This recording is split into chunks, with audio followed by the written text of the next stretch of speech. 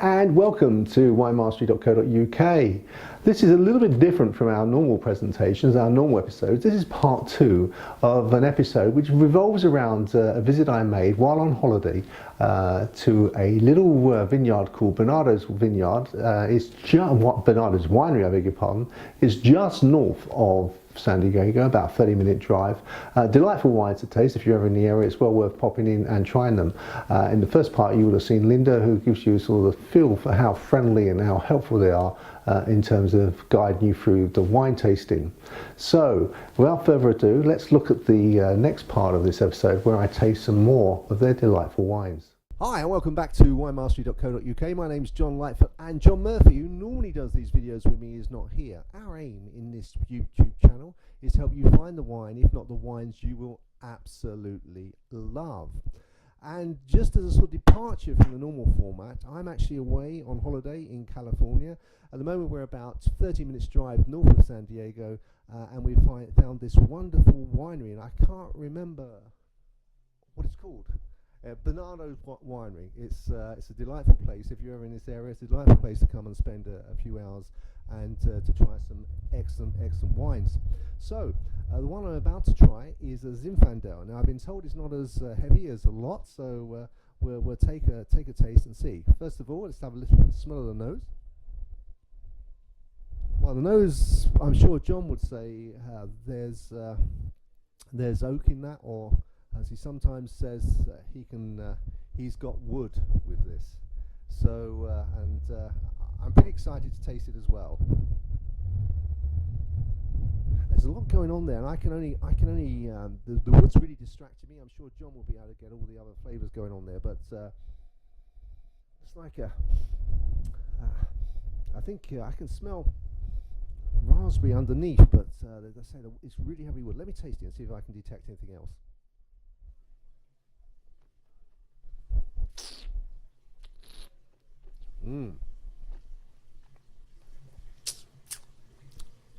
And that's a little bit drier than I'd normally expect to see with Zinfandel from my limited experience. John will probably say it's fine, but for me, that's drier than I expected to taste. It's certainly got the power there. It's I can taste on the tongue some cherry. I can taste the raspberry. It's a very, very nice balance indeed.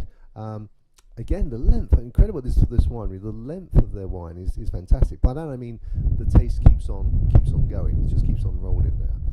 Excellent, lovely wine. We've got one more to go, see you in the next part. I'll see you there, cheers.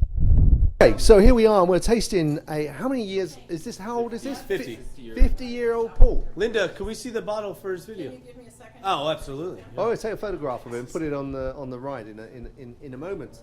So, Rocco has been very kind enough to buy this. Well, we're about to find out if it's excellent, aren't we?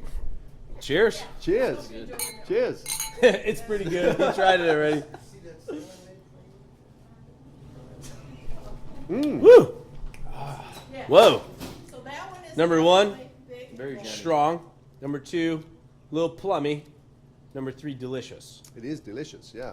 Right? Yeah, absolutely. Yeah, I do call it. Well, I've been- That wine is actually made from Tokay or Tokai grapes is actually what they are, and that's a Hungarian origin grape. So it's Tokai is Hungarian grapes? Yeah. So it's similar to a tawny port, but of course because it's been aged for so long, it's really, that's why I call it port on steroids.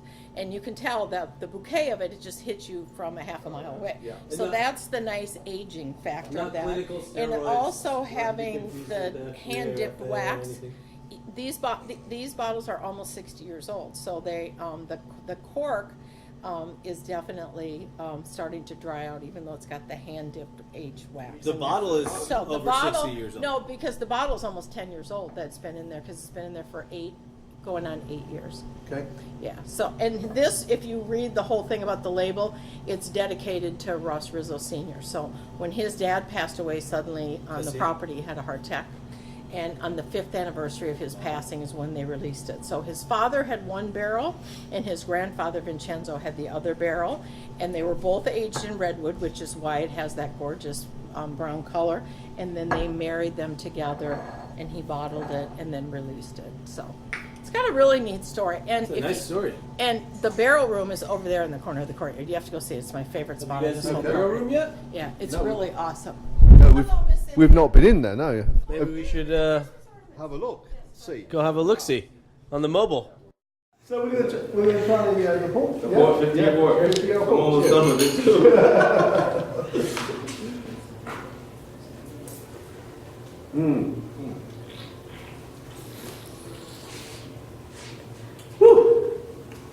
Now taste. You can obviously taste the fruitiness in it. The Fig. fig. Yeah, you can get the fig. Raisins. Can you get? I got a bit of raisins. Yeah, raisins. Yeah. Did you get a little pear? I think we got a little pear. That's being personal. Sorry. That's your See you later. Rocco out. I haven't got pear, but Fig and then the brandy that was mentioned. what about persimmons? The fruity side. Persimmons? Like they call it in Italy kakis. It's like the orange. It's the orange one where you peel it and it's very like gooey in the middle. Persimmons are like the little fruit. Okay. The orange. They're like a deep orange, just like very citrusy. Okay. It almost tastes like, you know, Angostura bitters. Do you smell that? Yeah. The Oh, yeah, smell of it Angostura almost smells like Angostura bitters. Oh yeah, true. Yeah. Just because I love old fashions. Yeah. I do too. And the colour is almost brown, isn't it? It's very, very tawny. So where you pull, you expect like. Look at the legs it has. This is what my dad would drink. Oh my Is God. it? Yeah.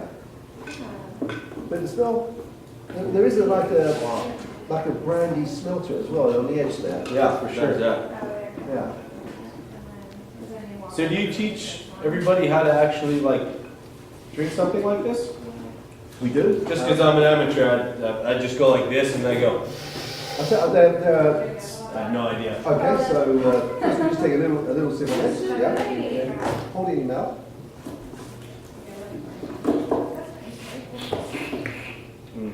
Oh yeah.